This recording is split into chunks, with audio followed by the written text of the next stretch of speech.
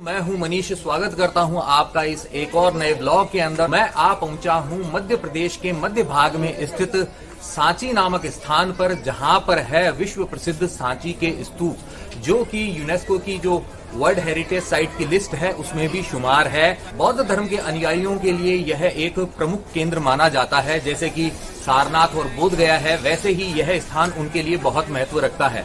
और यह स्थान बहुत ही ऐतिहासिक स्थान है, क्योंकि यहाँ पर जो आप देखेंगे संरचनाएं स्तूपों की, वो यहाँ भारत के अंदर मौजूद प्राचीनतम संरचनाओं में से एक है, जिनका निर्माण हुआ था पत्थरों से, पाषाण से। आखिर ये स्तूप होते क्या हैं? तो स्तूप का वैसे जो एक अर्थ होता है वो होता है एक ढेर नुमा चीज, जिसे मिट्टी से कवर किया जाता है, मिट्टी का ढेर होता है। लेकिन यहाँ जो स्तूप हैं ये होते थे चैत्य, जिनके अंदर महात्मा बुद्ध से जुड़े हुए जो भी कुछ सामग्रियां थी या उनके जो अवशेष थे उनको यहाँ पर रखा जाता था। तो चलिए अब आपको ये भी बता देता हूँ कि आप सांची कैसे पहुंच सकते हैं। देखिए, सांची के पास का जो एक बड़ा नगर जो कहलाता है वो कहलाता है विदिशा, जो है यहाँ से 8-9 किलोमीटर दूर। तो जो ट्रेन की कनेक्टिविटी से भी जुड़ा हुआ है और बाकी बसेस भी यहाँ आती है। और दूसरा जो इससे भी बड़ा जो नगर है, जो एमपी की राजधानी है भोपाल, वह इससे लगभग 45 किलोमीटर दूर है। सांची के विश्व प्रसिद्ध स्तूपों को देखने की मेरी यात्रा की शुरुआत मैंने की थी भोपाल के नादरा बस स्टैंड से इस बस द्वारा। लगभग 1 घंटे की इस यात्रा में भोपाल से सांची के बीच मैंने देखे कई छोटे छोटे गांव, साथ ही मैंने देखे बहुत सारे खेत जिनमें लहलहा रही थी फसलें, और रास्ते में पहाड़ों के नजारे तो बहुत ही प्यारे थे। भोपाल से सांची की इस यात्रा में 1 वे टिकट की प्राइस थी मात्र 70 रुपए। तो भोपाल से सांची की यह यात्रा मेरे लिए फायदेमंद तो रही, साथ ही आरामदायक भी रही। तो इस तरह फाइनली मैं पहुंचा भोपाल से सांची और उतर गया इस चौराहे पर। तो लीजिए, फाइनली पहुंच गया हूं मैं सांची में, और अब यहाँ से जाते हैं वहां जहाँ पे है विश्व प्रसिद्ध स्तूप, सांची के स्तूप।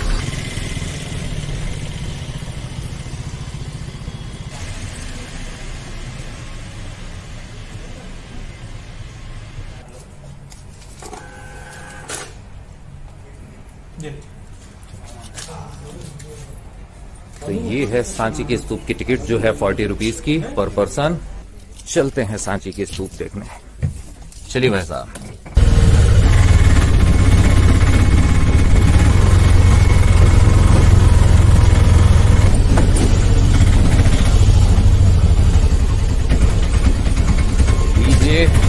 आ पहुंचे हैं हम विश्व प्रसिद्ध जगह सांची के स्तूप देखने। ये है पार्किंग, यहाँ 2 व्हीलर्स की है। इस तरफ आप सामने देख सकते हैं चैत्यगिरी विहार है, और यहाँ हमें दिखाई दे रहे हैं सांची के स्तूप। लेकिन ये रास्ता बंद है, तो हमें जाना होगा उस तरफ। टिकट दिखाकर एंट्री लेनी होगी। चलिए चलते हैं हम। टिकट चेक हो चुकी है। यहाँ से देखिए आप, इस क्षेत्र के अंदर हैं ये सांची के प्रसिद्ध स्तूप, जिनकी संख्या है 3, और एक जो स्तूप है इनमें वो सबसे बड़ा है। यहाँ के बारे में जो जानकारी है हिंदी भाषा के साथ में ही यहाँ पर इंग्लिश में भी है, और इसके साथ ही यहाँ पर, अगर मैं गलत नहीं हूं तो ये जो ब्राह्मी लिपि होती थी, प्राचीन लिपि, उसके अंदर यहाँ पे ये जानकारी दी गई है। चलिए अब चलते हैं आगे। ये 2 छोटे स्तूप दिखाई दे रहे हैं, और इस तरफ आप देख सकते हैं बड़ा वाला जो स्तूप है, जिसका निर्माण करवाया था महान सम्राट अशोक ने। यह जो स्तूप संख्या 1 है, जो सबसे विशाल स्तूप है, इसके शीर्ष भाग के अंदर जो इसका गोलाकार भाग है, इसको चपटा करके रेलिंग लगाई गई थी, और इसके ऊपर ये जो 3 छतरियों वाला जो छत्र है, इसे लगाया गया था। जो स्तूप संख्या 1 है, जो यहाँ का मुख्य स्तूप है, इसका निर्माण करवाया गया था महान सम्राट अशोक के द्वारा, और उसका कारण जो माना जाता है वो है उनकी पत्नी देवी। सम्राट अशोक की पत्नी देवी यहाँ सांची से कुछ ही दूरी पर स्थित जो विदिशा है, लगभग 9-10 किलोमीटर की दूरी पर, वो वहाँ एक धनी व्यापारी की पुत्री हुआ करती थी। और उनका जन्म जो हुआ था, देवी का जन्म, वो सांची के अंदर ही हुआ था। और खास बात यह है कि सम्राट अशोक से उनका जो प्रेम विवाह हुआ था, उसका जो स्थल है वह सांची ही था। जो देवी थी वो बौद्ध धर्म में आस्था रखती थी, और इस वजह से सम्राट अशोक का झुकाव भी धीरे धीरे बौद्ध धर्म की तरफ होने लगा था। और कलियुग युद्ध के बाद में जो उन्होंने महाविनाश देखा था, उसके बाद में उनका हृदय परिवर्तन हो गया था, और उसके बाद में उन्होंने हिंसा का मार्ग त्याग दिया था। और 3 वर्षों के समय के अंदर उन्होंने लगभग 48,000 जो स्तूप है उनका निर्माण करवाया था। ये जो यहाँ पे आप स्तूप देख रहे हैं, यह भी उनमें से ही एक है। महात्मा बुद्ध की जब मृत्यु हो गई थी तो उनके शरीर को 7वें दिन जला दिया गया था और उसके बाद में जो उनके जो प्रमुख शिष्य थे, जो राजा थे, उनके अंदर हो गई थी लड़ाई। जी हाँ, सब महात्मा बुद्ध के अवशेषों पर अपना अधिकार जता रहे थे, उन्हें पाना चाहते थे। तो तब एक बौद्ध भिक्षु हैं, उन्होंने जो अस्थि अवशेष थे उनके 8 भाग किए और जो 8 राजा थे उनको दे दिया था। तो बाद में सम्राट अशोक ने 8 में से 7 राजाओं से वो जो अवशेष थे महात्मा बुद्ध के, उनको प्राप्त कर लिया था। सिर्फ एक राजा जो थे उनसे वो प्राप्त नहीं कर पाए थे, क्योंकि वह भी एक शक्तिशाली राजा थे। इस तरीके से जो उन्होंने अवशेष प्राप्त किए थे, बाद में उन्होंने जो 48,000 स्तूपों का निर्माण करवाया था, उन सभी के अंदर उन्होंने थोड़ा थोड़ा जो भाग है उन अवशेषों का वो रखवा दिया था। क्योंकि जो स्तूप होते हैं वो बेसिकली जो महात्मा बुद्ध के जो अवशेष हैं उनको रखने के स्थान ही होते थे और पूजा का स्थल भी होते थे साथ में। मध्य भाग है स्तूप का, इसमें जो रेलिंग देख रहे हैं यह एक दोहरा सोपान है, यानी कि इसके अंदर आने के 2 रास्ते हैं। तो एक तरफ से आप चढ़ते हुए दूसरी तरफ से वैसे उतर जाते हैं। तो ये जो आप देख रहे हैं पत्थरों की जो रेलिंग लगाई गई है, यह बाद में लगाई गई थी। और यहाँ आप देख सकते हैं ब्राह्मी भाषा के अंदर कुछ लिखा हुआ है जिसका अर्थ मुझे नहीं पता है।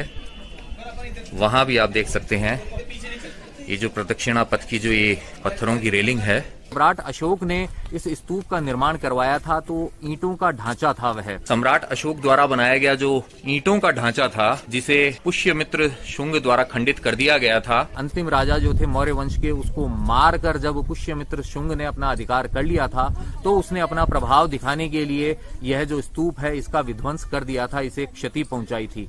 बाद में पुष्यमित्र शुंग के पुत्र जो अग्निमित्र शुंग थे, उन्होंने पत्थरों का ये जो आधार है वह इसको प्रदान किया, बाहरी ढांचा पत्थरों से बनवाया और इसके आकार को 2 गुना कर दिया। तो आज हम देख रहे हैं 2 गुने आकार का यह जो है स्तूप। तो यहाँ जो आप सामने महात्मा बुद्ध की खंडित प्रतिमा देख रहे हैं, इसे लगाया गया था यहाँ पर गुप्त काल के अंदर, जो चंद्रगुप्त द्वितीय का जो काल था उसके अंदर। स्तूप की चारों दिशाओं में ये अलंकृत द्वार बनाए गए हैं, तोरण द्वार, और इनके ऊपर महात्मा बुद्ध के जन्म से जुड़ी हुई जो जातक कथाएं हैं, जो उनके पूर्व जन्म थे, वो कथाएं भी इसके अंदर दर्शाई गई हैं, प्रदर्शित की गई है। देख सकते हैं आप।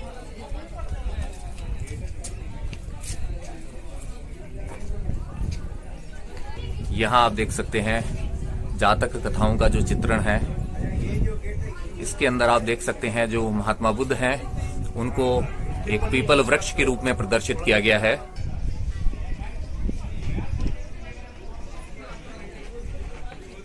वहां दिखाई दे रहा है दूसरा अलंकृत द्वार, तोरण द्वार। और जैसे हम इस प्रदक्षिणा पथ पर आगे बढ़ते जाएंगे हमें अन्य 2 द्वार भी दिखाई देंगे।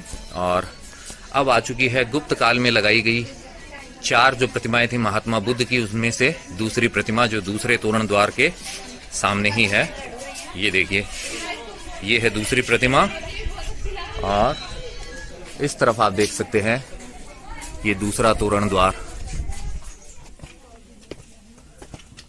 ये देखिए, इस तरफ से भी ऊपर आने का रास्ता है, तो दोनों तरफ से ऊपर आ सकते हैं। और यहाँ से शुरू करते हैं ऊपरी भाग की प्रदक्षिणा।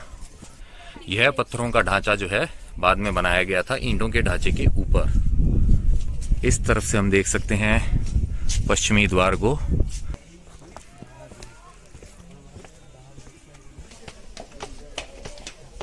सम्राट अशोक के टाइम पे बना था ईंटों का ढांचा। शुंग वंश में इसे पत्थरों का जो है ढांचा और प्रदान किया गया, आकार हो गया दुगना। 7 वाहन राजाओं के समय में इसमें लगे ये 4 तोरण द्वार, और गुर्जर प्रतिहारों के समय में यहाँ पर और जो बौद्ध विहार और मंदिर हैं उनका निर्माण हुआ, परिसंवर्धन हुआ। उसके बाद में 13वीं-14वीं शताब्दी तक आते आते यह स्थान भूली बिसरी याद बन गया था। जी हाँ, इसको भुला दिया गया था। यह कहीं पर कहते हैं ना कि दफन हो गया था, और इसका कारण वैसे तो किसी को ज्ञात नहीं है, लेकिन कुछ इतिहासकार हैं वो ऐसा मानते हैं। स्तूप होते हैं यह अस्थियों को रखने का स्थान होते थे। तो हिंदू धर्म में नॉर्मली ये जो होता है इस तरीके के स्थान होते हैं, उनको उतना वैसे पवित्र वैसे माना नहीं जाता है। तो हो सकता है एक वजह ये हो, और दूसरी वजह ये है कि यह स्थान स्थित है एक ऊंची पहाड़ी के ऊपर। तो घना जंगल होने के कारण, आवागमन के साधनों के अभाव के कारण हो सकता है लोगों ने यहाँ आना कम कर दिया हो। सांची के इन स्तूपों की खोज का श्रेय जाता है एक जो ब्रिटिश अधिकारी हुआ करते थे, जनरल टेलर। उन्होंने 1818 के अंदर इन सांची के स्तूपों की खोज की थी। इसके बाद में 1819 के अंदर एडवर्ड हेल नाम के एक जो पुरातत्ववेता थे वो यहाँ पर आए थे, जिन्होंने उदयगिरी की जो प्राचीन गुफाएं हैं उनकी खोज भी की थी। और सबसे पहले इन स्तूपों का रेखांकन करने का श्रेय भी एडवर्ड हेल को ही जाता है। इसके बाद में ब्रिटिश सरकार ने इन स्तूपों के पुनर्निर्माण की जिम्मेदारी दी थी सर जॉन मार्शल को, जिन्होंने यहाँ पर आकर इन स्तूपों का पुनर्निर्माण करवाया। और ये जो वर्तमान स्वरूप हम देख रहे हैं यह उनकी कोशिशों से ही संभव हो पाया था। पुनर्निर्माण का कार्य पूरा होने पर सर जॉन मार्शल ने जो यहाँ पे अवशेष प्राप्त हुए थे उनसे स्थापना की थी एक पुरातात्विक संग्रहालय की, जो बाद में बन गया था सांची पुरातत्व संग्रहालय। महात्मा बुद्ध अपने जीवन काल में कभी भी यहाँ पर नहीं आए थे। बोध गया के अंदर उनको ज्ञान की प्राप्ति हुई थी, सारनाथ में उन्होंने अपना पहला उपदेश दिया था, लेकिन वो यहाँ नहीं आए थे। फिर भी यह स्थान जो बौद्ध धर्म के अनुयायी हैं उनके लिए बहुत ज्यादा महत्व रखता है, क्योंकि यहाँ पर ये जो स्तूप है यहाँ पर महात्मा बुद्ध के अवशेष रखे गए थे। चलिए अब चल के देखते हैं ये छोटा वाला स्तूप।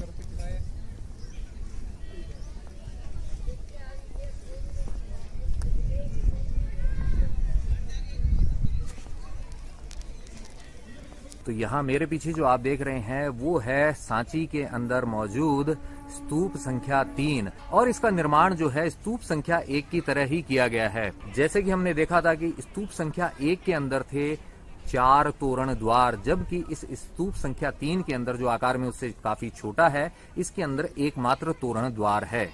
ये है स्तूप संख्या 3 का तोरण द्वार। इसके ऊपर मात्र एक छत्र लगा हुआ है और इसका जो व्यास है वह है 15 मीटर और इसकी ऊंचाई जो है वो है 8.23 मीटर।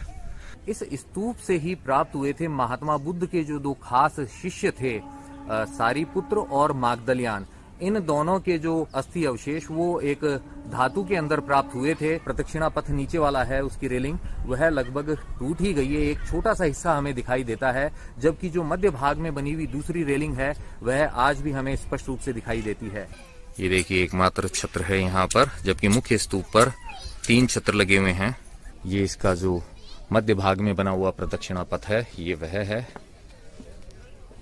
उस जगह है प्रवेश द्वार, वहां पे आप अपनी टिकट चेक करवाते हैं और सीधा इस रास्ते से आगे आते हैं और इस रास्ते से आप पहले पहुंच जाते हैं स्तूप संख्या 1 तक। स्तूप संख्या 3 के पीछे ही ये एक और स्तूप है, जिसके शीर्ष पर आप देख सकते हैं ये जो छोटे छोटे पत्थरों का ढेर है, और इसकी जो बाहरी संरचना है वह भी पत्थरों की ही बनी हुई है। ये देखिए आप, अभी भी जो यहाँ पर प्राप्त हुए थे खुदाई के अंदर जो टुकड़े वो यहाँ पर पड़े हैं। चलिए अब आपको मैं दिखाता हूँ गुप्त काल का एक और स्तंभ जो कहलाता है स्तंभ संख्या 26। नीचे से देखेंगे तो आप इसकी संरचना जो है वो है चौकोर, जबकि यह ऊपर देखते हैं तो यह गोलाकार है। और इसके ऊपर अभी भी आप देख सकते हैं ब्राह्मी लिपि में कुछ लिखा हुआ है। पीछे सर्प है और नैन नक्श जो है वो मिट चुके हैं पूरे तरीके से। और यहाँ आप देख सकते हैं एक प्राचीन मंदिर जिस पे लगा हुआ है ताला, और यह कहलाता है टेम्पल नंबर 31। अंदर आप देख सकते हैं एक प्रतिमा है, और जो चमगादड़ है उनकी यूरिन की गंध बहुत ज्यादा आ रही है, बहुत तेज है, तो इसके अंदर चमगादड़ भी होने चाहिए। आ गए हम और ज्यादा ऊंचाई पर यह स्थान ऐसा दिखाई देता है। उस तरफ भी कुछ है, वो भी देखेंगे। और यहाँ से एक बार फिर से आप देखिए स्तूप संख्या 1 को और इसके पिछले भाग को। ये जो हम देख रहे हैं यह एक विहार हुआ करता था, उसके जो अवशेष हैं। और इस तरफ हम देखते हैं तो हमें बीच में दिखाई देता है एक मंदिर, जो कि 7वीं या 8वीं शताब्दी की जो कोई इमारत थी उसके अवशेषों पर बनाया गया था। ये देखिए आप, जो सीढ़ियां हैं इनमें भी नक्काशी है, और इस तरफ लगी हुई हैं कुछ खंडित प्रतिमाएं। ये देखिए आप, पत्थर पे पत्थर रखे हुए हैं। ये देखिए, कला की ऐसी दुर्दशा देखकर दुख तो होता ही है। अंदर आप देख सकते हैं महात्मा बुद्ध की जो खंडित प्रतिमा है।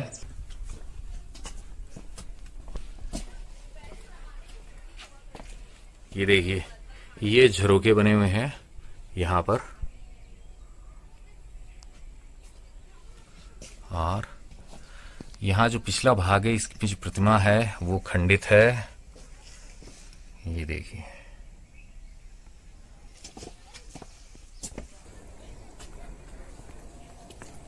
द्वार पे भी कुछ बने हुए हैं। ये